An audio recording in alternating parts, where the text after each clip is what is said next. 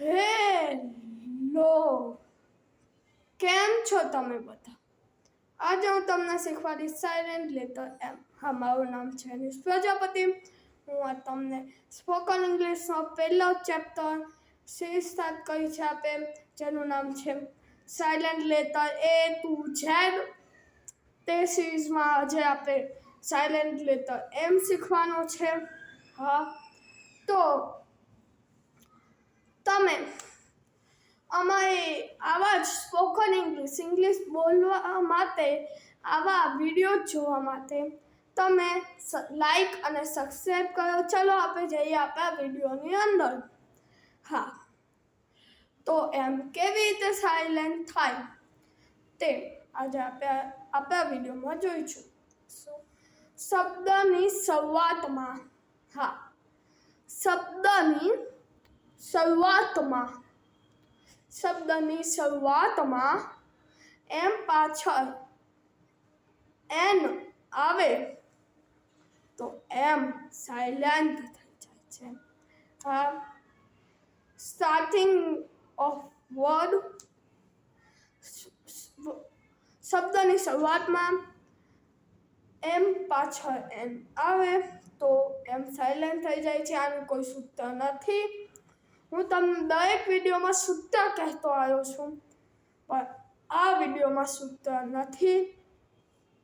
તો આપણે જોઈએ આના ઉદાહરણ. હા, તમને અહીં બાજુમાં આપેલા હશે. મેં તમને કહ્યું હતું કે જ્યારે મારા વિડીયો જોવો ત્યારે નોટબુક લઈને બેસવું. તો ન હોય તો લઈ લો અને હર વખત લઈને બેસવાની જ્યારે મારા વિડીયો જોવો ત્યારે. તો તમને અહીં બાજુમાં દેખાતા હશે બે વર્ડ જે તમને એક જેવા જ છે. હા, MEMONIC.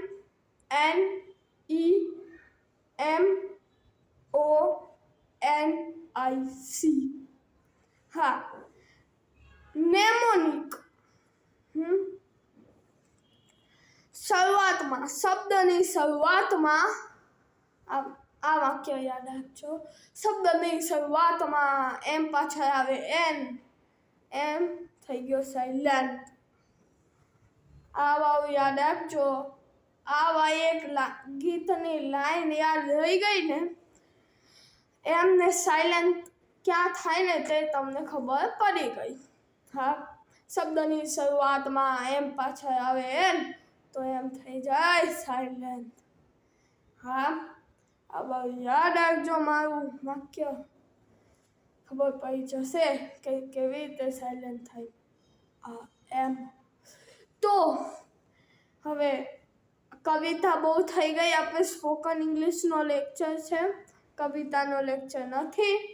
તો ચલો જોઈએ આપણે સ્પોકન ઇંગ્લિશમાં શબ્દ નેમોનિકાને કહેવાય. એમ પાછળ એના આવ્યો એટલે એમ સાયલેન્ટ થઈ ગયો અને નેમોનિક કહેવાય. નેમોનિક ન કહેતા અને નેમોનિક કહેવાય.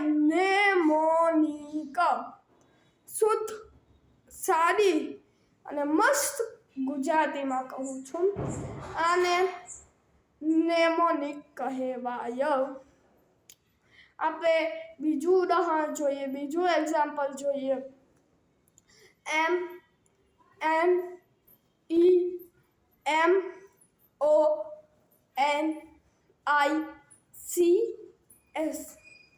MEMONICS. નેમોનિક્સ.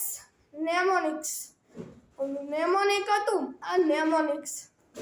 હા, તો આને નેમોનિક્સ ન કહેતા, નેમોનિક્સ.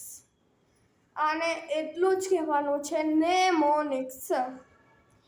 એમ પાછળ એન આવ્યો એટલે એમ સાયલેન્ટ થઈ ગયો. ખાલી તમે આટલું એક વાક્ય યાદ રાખશો તો માની લો તમને જે શબ્દમાં એમ સાયલેન્ટ થાય છે તે શબ્દ તમને બોલતા આવડી ગયા. હા, તો આગલા લેક્ચરમાં મળીએ સાયલેન્ટ લેટર એનની જોડે. ત્યાં લગી bye bye and take care.